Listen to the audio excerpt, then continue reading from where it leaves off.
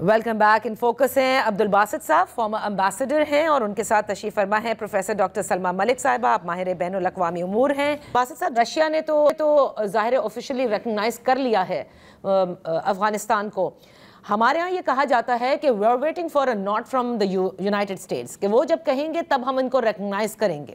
اور پھر یہ بھی آپ کو علم تھا، جس کا آپ نے ذکر بھی کیا ابتدا میں، کہ بھارت کی پہلے افغانستان میں بہت سپیس تھی. بیفور دے ڈو اٹ ہمیں کر لینا چاہیے، یا کیا ریزن ہے کہ جس کی وجہ سے ابھی تک ہم بڑے جسے کہتے ہیں سٹیپ بائی سٹیپ آگے بڑھ رہے ہیں، رش نہیں کیا ہم نے یہ کرنے میں؟ جی ہاں، یہ بات درست ہے کہ ہم نے رش نہیں کیا، اور سفارتکاری میں رش کرنا بھی نہیں چاہیے. اپنے ڈائنامکس کو دیکھ کر ہی فیصلے کرنے چاہیے.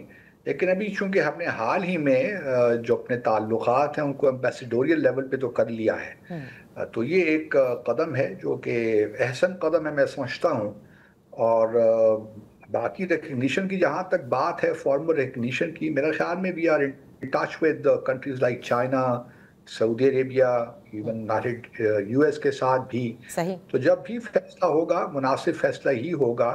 بٹ اتنی بات ضرور ہے کہ جیسے کہ ہم جانتے ہیں کہ یونائٹڈ نیشن سیکیورٹی کونسل کی ایک ریزولوشن بھی ہے 30 اگست 2021 کی.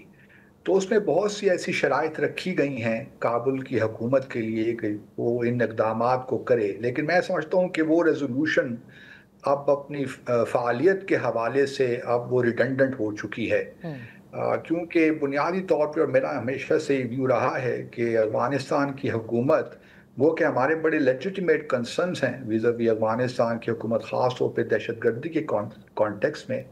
لیکن اس وقت اگر آپ دیکھیے تو پچھلی حکومتوں کی بنسبت یہ حکومت جو ہے، ایک تو وہاں پیس ہے اس وقت، ایک بہت اچھی بات ہے، پھر ان کا پورے افغانستان پہ کنٹرول بھی ہے. پھر تیسری بڑی بات یہ کہ جو میجر پاورز ہیں وہ تقریباً ڈیفیکٹو طور پہ تو ان کی حکومت کو تسلیم ہی کرتے ہیں. تو فی الحال کوئی ایسی چیز مانے نہیں ہے، ریکگنیشن مانے نہیں ہے جو کہ افغانستان اور پاکستان یا باقی ممالک کے درمیان بھی کوئی تعاون کے لیے رکاوٹ بنے.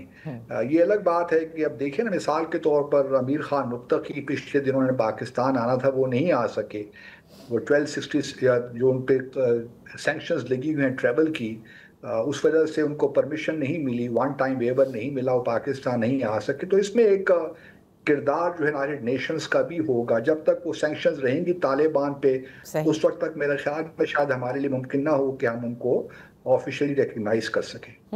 تو دیکھیں، چائنا کے ساتھ تو تعلقات ہمارے ڈاکٹر سلمیٰ آل ویدر فرینڈشپ ہے، لیکن بھارت بھی کوشش کر رہا ہے. جو ابھی ہم نے دیکھا کہ جب سے صدر ٹرمپ کی جانب سے ان پر ایک بھاری ٹیرف بھی عائد کیا گیا کہ رشیا سے بھی کوزی اپ کرنا ہے، چائنا سے بھی آپ سمجھتی ہیں کہ وہ اپنے جو ریلیشنز ہیں انہیں ریکیلیبریٹ کرے گا؟ جی، بھارت کوشش تو اس چیز کی بہت کر رہا ہے کہ چائنا کے ساتھ ریکلیبریٹ کرے.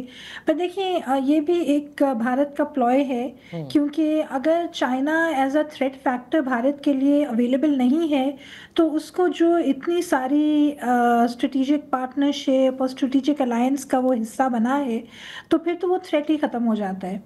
بٹ میرا اپنا خیال یہ ہے کہ بھارت یہ بھی دیکھ رہا ہے مئی 2025 کی جنگ کے بعد کہ نہ صرف جو اس کے الائنس اسٹریٹجک پارٹنرز ہیں ان کے اوپر بھارت کی جو ورتھ ہے وہ کھل کے سامنے آئی ہے، کہ جو اس کو ہم نے بہت زیادہ 25 سال میں پالا بڑا کیا، سینچا سوارا as the net regional security provider. تو بھارت اپنی بنائی ہوئی جنگ کو بھی اپنے ٹرمز اینڈ کنڈیشنز پہ بھی جیت نہیں سکا. اور پاکستان جس کو ہر کوئی بہت انڈر ایسٹیمیٹ کر رہا تھا، اس کو بھی بھارت اگین میں یہی کہوں گی کہ اپنی انجینئر جنگ کے ساتھ پاکستان کو بھی زیر بار، اللہ کا لاکھ لاکھ فضل ہے، نہیں کر سکا. سو اگر وہ پاکستان کو ہینڈل نہیں کر سکا تو وہ چائنا کے ساتھ کیسے مقابلہ کرے گا؟ تو اس کے دو طریقے ہیں، یا تو بھارت یہ تھریٹ پرسیپشن بہت بڑھا کے رکھے، مینیفیسٹ کر کے رکھے، یا پھر بھارت جو ہے چین کے ساتھ اپنے تعلقات کو اس حد تک استوار کرے تاکہ چین کے ساتھ جو اس نے اوور دا ڈیکیڈز اپنے حالات بہت خراب کیے ہیں وہ वो एक थ्रेट परसेप्शन डिफ्यूज़ हो, क्योंकि अमेरिका ख़ास तौर पे under the Trump and other administrations इस तरह की मिलिट्री एडवेंचरिज्म को थोड़ा सा कम सपोर्ट कर रही हैं, क्योंकि they don't want to get into expensive military arrangements. बल्कि ट्रम्प का ख़ास तौर पे जो सबसे बड़ा तरीका है वो ये है कि ट्रेड एग्रीमेंट्स करें, और वो जो सीज़ फायर की स्प्री पे वो निकले हुए हैं, उसका तरीका यही है कि आप अमेरिका के साथ किसी ना किसी तरीके से you get into some kind of a mercantile financial arrangement. तो ये हमें बिल्कुल नहीं सोचना चाहिए कि भारत जो है अगर जंग हारा है या बैटल हारा है तो उसकी सोच और समझ जो है वो माऊफ हो गई है। पाकिस्तान के सिलसिले में तो बहरहक हुई है जिस तरह की वो बयानबाजी और तरीके कर रहे हैं, बट वो अपने आप को एक दफ़ा फिर से इंटरनेशनल फोरम पे री एस्टैब्लिश करने के लिए हर तरह की चीज़ें करेगा, और उसमें अगर उसको ये बिटर पिल भी सॉलो करनी है तो उसको बहुत प्रूडेंटली करने की कोशिश करेगा। और हमें उनको one needs to look into how the Indian mind works. इसमें एक मैं चीज़ कहूँगी कि पाकिस्तान, चाइना और अफ़गानिस्तान का जो आपस में मिलाप है, जो कि एम्बेसडर बासित साहब ने भी उसके ऊपर पहले बहुत गहरा तबसरा किया है, वो भारत को इसलिए सूट नहीं करता क्योंकि भारत ने अब तक अफ़गानिस्तान को अपने स्ट्रेटेजिक प्रॉक्सी के तौर पे और पाकिस्तान के लिए एक ट्रबल्ड बैकयार्ड के तौर पे इस्तेमाल किया है, और जब भी उसका बस चला है उसने इन्हीं प्रॉक्सी एक्टर्स के ज़रिए पाकिस्तान को नुकसान पहुंचाया है। सही। और अफ़गानिस्तान की जो लॉलेसनेस है, देखिए इसमें ये भी बड़ा फ़ायदा होगा कि अगर अफ़गानिस्तान में दहशतगर्दी ख़त्म होती है तो आपने जो सवाल किया था रिकग्निशन का, तो वो रिकग्निशन वाली बात भी अफ़गानिस्तान की फेवर में जाएगी। तो इस लिहाज से भारत के लिए ये बड़ी परेशान कुन मरहला है। सॉरी मैं बहुत लंबा जवाब आपको दे रही हूं। नहीं डॉक्टर सलमा, इट्स क्या कहते हैं, गुड टू अंडरस्टैंड एवरीथिंग। लेकिन बासित साहब, अगर भारत के जैसे वो कोशिश कर रहा है ताल्लुकात बेहतर होते हैं चाइना से, how should we look at it, number one. और दूसरा, अमेरिका इस ज़िम्न में कहाँ पर है, क्योंकि हमारी दोस्ती चाइना के साथ बेइंतहा है, ताल्लुकात बेहतरीन हैं, और अमेरिका के साथ ज़्यादा ट्रांजैक्शनल ही इन ताल्लुकात को कहा गया है। लेकिन अब एक बड़े अच्छे हम उसको देख रहे हैं कि ट्रेड रिलेशंस बनने जा रहे हैं। देखिए, जहाँ तक भारत और चाइना की बात है, वहाँ पे डेफिनेटली लिमिटेशंस तो हैं।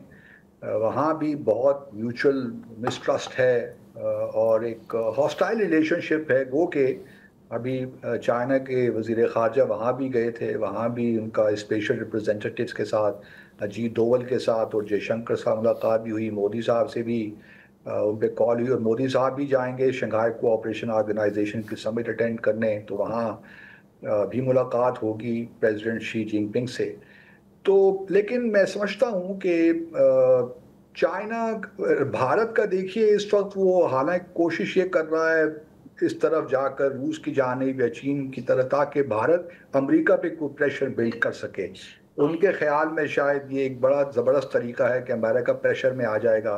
हालांकि मेरा अपना ख्याल है कि it would be counter productive for India, क्योंकि प्रेसिडेंट ट्रम्प का जो इस वक्त वर्ल्ड व्यू, मुझे कम से कम जो मैं समझ रहा हूँ, वो ये नहीं है कि वो चीन के साथ उनको एक बहुत लॉन्ग टर्म अपना हरीफ के तौर पे देख रहे हैं। रादर वो इस वक्त देख रहे हैं कि चीन के साथ भी they can have some business, work out some positive arrangements with China.